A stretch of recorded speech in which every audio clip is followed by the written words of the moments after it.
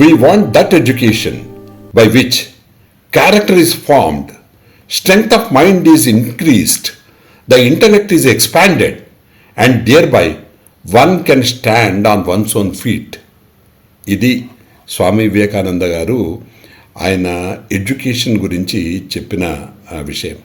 అంటే ఏమిటంటే మన ఎడ్యుకేషన్ అంతా ఎలా ఉండాలంటే ఫస్ట్ మన క్యారెక్టర్ ఫామ్ అవ్వాలి.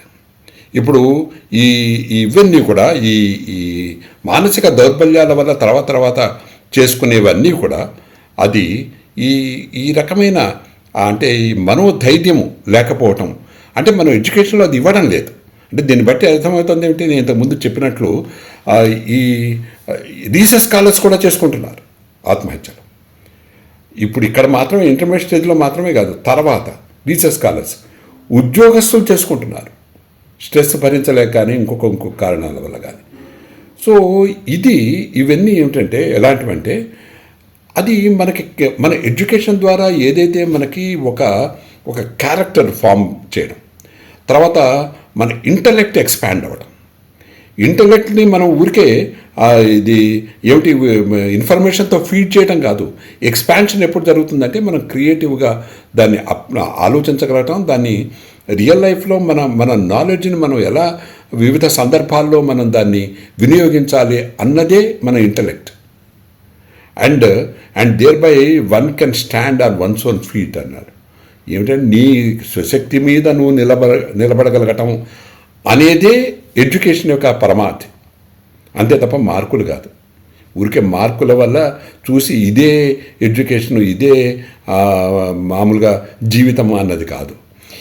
ఆయన చెప్పిన దానిలో ఎంత వాస్తవం ఉంది అన్నది ఒక్కొక్క మాట ఒక్కొక్క అక్షర సత్యం కింద మనకి ఎందుకు కనిపిస్తున్నాయి అంటే ఇప్పుడు మన పరిస్థితులు అన్నీ చూస్తుంటే అలాగే అనిపిస్తుంది.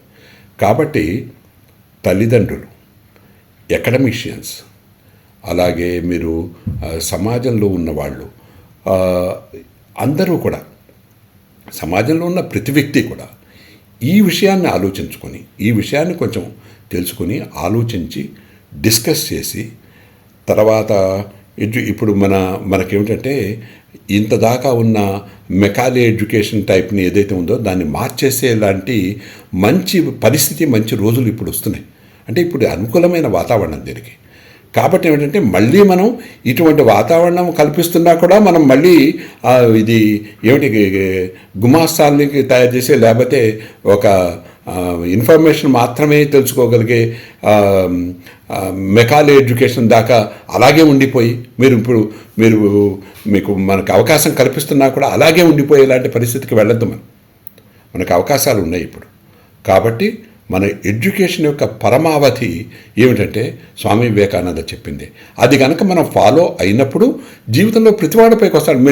మీ జీవితంలో పైకి వచ్చిన ప్రతి వాళ్ళని చూడండి, ఇవన్నీ ఉన్నాయి. వాళ్ళకి క్యారెక్టర్ ఉంది. క్యారెక్టర్ కనుక లేకపోతే ఈ రోజుల్లో మామూలుగా ఏమిటంటే ఏదైనా కొన్ని ఫీల్డ్స్లో బతికేయచ్చు, అది వేరే విషయం. క్యారెక్టర్స్ లేకపోయినా బతికే ఫీల్డ్స్ కొన్ని ఉన్నాయి. కానీ నార్మల్ ఫీల్డ్స్ అన్నిట్లో ఇప్పుడు ఉద్యోగ, వృత్తి, వ్యాపారాలు అంటే తప్పనిసరిగా ఒక వృత్తి ఉద్యోగం అంటే మాత్రం నీకు క్యారెక్టర్ ఉండాలి, నీకు ఇంటిగ్రిటీ ఎంత ఉన్నది అన్నది చూసే మీకు ఫర్దర్ ప్రమోషన్స్ కానీ ఫర్దర్గా లైఫ్లో పైకి రావడం కానీ ఉంటుంది. So character important. తర్వాత నీకు strength of mind is important. అంటే ఎటువంటి పరిస్థితుల్లో అయినా కూడా మనం నిలదొక్కునేలాంటి పరిస్థితిని కలగజేయాలి ఎడ్యుకేషన్, అది ఇంపార్టెంట్. ఇంటలెక్ట్ ఈజ్ ఎక్స్పాన్షన్ ఉండాలి. అంటే మనము నేర్చుకున్న దాన్ని మనము నిత్య జీవితంలో మనం ఉపయోగించుకునేలాంటి ఒకలాంటి పరిస్థితిని మనం కలగజేయాలి ఎడ్యుకేషన్ ద్వారా. ఎవరి కాళ్ళ మీద వాళ్ళు స్వశక్తితో నిలబడగలిగే ఉండాలి. ఇప్పుడు ఇలాగే ఇందులో క్రైసిస్ మేనేజ్మెంట్ కూడా అలాంటిదే. ఎందుకంటే స్ట్రెంగ్త్ ఆఫ్ మైండ్ మనకి ఎప్పుడు ఉంటుందంటే, స్ట్రెంగ్త్ ఆఫ్ మైండ్ ఉన్నప్పుడు ఎటువంటి క్రైసిస్నైనా పర్సనల్ లైఫ్లో కానీ, ఫ్యామిలీ కానీ, లేకపోతే మీకు దీనిలో ప్రొఫెషనల్ లైఫ్లో కానీ మనము ఒకలాంటి క్రైసిస్ వచ్చినప్పుడు దాన్ని నిలదొక్కుకోవడం అనేది మన స్ట్రెంగ్త్ ఆఫ్ మైండ్ మీద ఆధారపడి ఉంటుంది. అది మనకి ఎడ్యుకేషన్ ఇవ్వాలి. ఎడ్యుకేషన్ ద్వారా మనం తెలుసుకోవాలి. కాబట్టి ఇటువంటి పరిస్థితుల్లో ఉన్న ఎడ్యుకేషన్ని మనము ఇన్వైట్ చేయాల్సిన అవసరము, తర్వాత దీని గురించి ఆలోచించాల్సిన అవసరము ప్రతి ఒక్కళ్ళకి సమాజంలో ఉంది. అని నేను ఖచ్చితంగా నేను చెప్తున్నాను. మనకి అలాంటి అవకాశం వస్తుంది కాబట్టి, అంటే అలాంటి వాటికి మెకానికల్ ఎడ్యుకేషన్ నుంచి మనకి ఈ పరిస్థితికి మనము వస్తే మంచిది అనే లాంటి ఒక బయట వాతావరణం అలా ఉంది కాబట్టి మనం అందరం కూడా దాన్ని ఉపయోగించుకుని మేధావులు కానీ తల్లిదండ్రులు అందరూ కూడా దీని గురించి ఆలోచించి తదనుగుణంగా నడుచుకోవాలని నేను అందరికీ విజ్ఞప్తి చేస్తూ, నమస్కరించి విజ్ఞప్తి చేస్తూ, అదేవిధంగా నేను సైతం అన్నట్లుగా నేను కూడా ఈ రకమైన దానికి భవిష్యత్తులో నేను నా వంతు కృషిని, నా వంతు కాంట్రిబ్యూషన్ నేను చేస్తాను ఈ రకమైన దీనికి, ఈ రకమైన ఆబ్జెక్టివ్కి. ఎందుకనంటే అందులో దానికి కొద్ది గొప్ప ఎక్స్పీరియన్స్, దానికి క్వాలిఫికేషన్స్ అవన్నీ ఉన్నాయి కాబట్టి, నాకు కూడా అది ఇష్టమైంది కాబట్టి, అది కూడా ప్రస్తుతం that is the need of the hour కాబట్టి నేను కూడా అది చేస్తాను అని చెప్తూ నేను నమస్కరిస్తున్నాను. అదే కాకుండా దీని గురించి ఆలోచించమని అందరికీ కూడా విజ్ఞప్తి చేస్తున్నాను. విద్యా కళా వేదిక ద్వారా దీనికి సంబంధించినవి మరికొన్ని, దీని అనుబంధమైనవి కొన్ని, అంటే ఇది కేవలం బేసిక్ మాత్రమే చెప్పడం జరిగింది. ఎన్నో రకాలైన అనుబంధమైన విషయాలు ఉన్నాయి ఇందులో.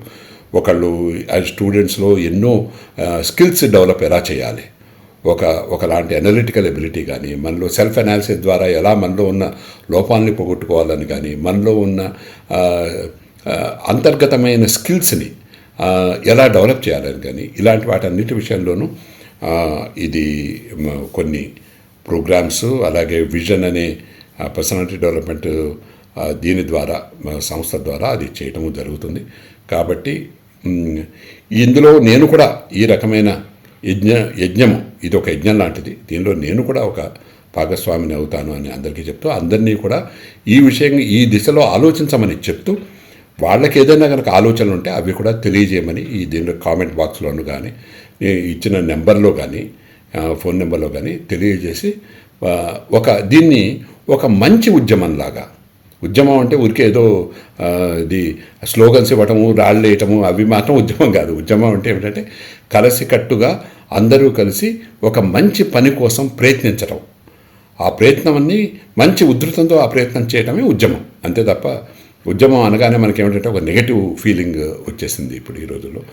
అది రాస్తారోకలు, రైళ్ల మీద అన్నిటి మీద రాళ్ళు వేయడాలు, స్లోగన్స్ ఇవ్వడాలు, ఇది ఉద్యమం అని అనుకుంటున్నారు. కాదు, ఇట్స్ నాట్. ఇది అసలైంది ఇది మానసిక విప్లవం రావాలి. అంటే అందరి మనసులో భావాల్లో మార్పు రావాలి. భావాల్లో మార్పు రావడం మానసిక విప్లవం అంటే.